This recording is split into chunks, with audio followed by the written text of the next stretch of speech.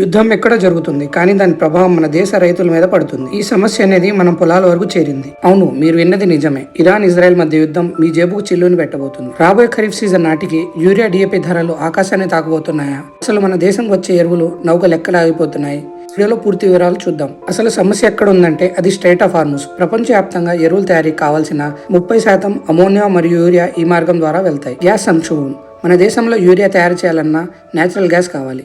మనం 80% గ్యాస్ను గల్ఫ్ దేశాల నుంచి దిగుమతి చేసుకుంటాం.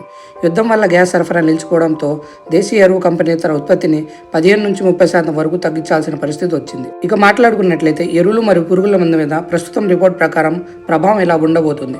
ధరల పెరుగుదల. గ్లోబల్ మార్కెట్లో యూరియా ధర ఇప్పటికే 20% పైగా పెరిగింది. యుద్ధం కనుక ఇలా కొనసాగితే డిఏపి ధరలు రెట్టింపు అయ్యే అవకాశం ఉంది.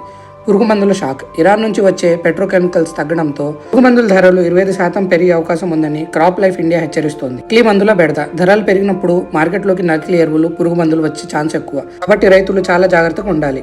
ప్రభుత్వం ఏం చేస్తుంది? ప్రత్యామ్నాయ మార్గాలు. గల్ఫ్ మీద ఆధారపడకుండా రష్యా, మొరాక్కో మరియు కెనడా దేశాల నుంచి ఎరువులు తెప్పించుకునేందుకు భారత ప్రభుత్వం సిద్ధమవుతుంది. సబ్సిడీ.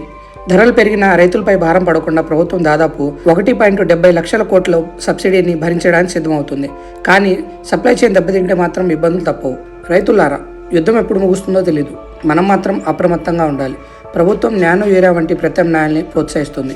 వాటిని పరిశీలించండి. మీ దగ్గరలోని ఎరువుల స్టాక్ ఎలా ఉంది? మీ ఊర్లో ధరలు పెరిగాయా? కింద కామెంట్స్లో తెలియజేయండి. ఈ సమాచారాన్ని మన రైతులందరికీ షేర్ చేయండి. మరిన్ని అగ్రికల్చర్ అప్డేట్స్ కోసం మన ఛానల్ సబ్స్క్రైబ్ చేయండి. రోజువారీ సమయంలో 2 నుంచి 3 నిమిషాలు నాకు కేటాయిస్తే కనుక ప్రతిరోజు ఒక కొత్త విషయంతో ముందుకు వస్తాను. ధన్యవాదములు.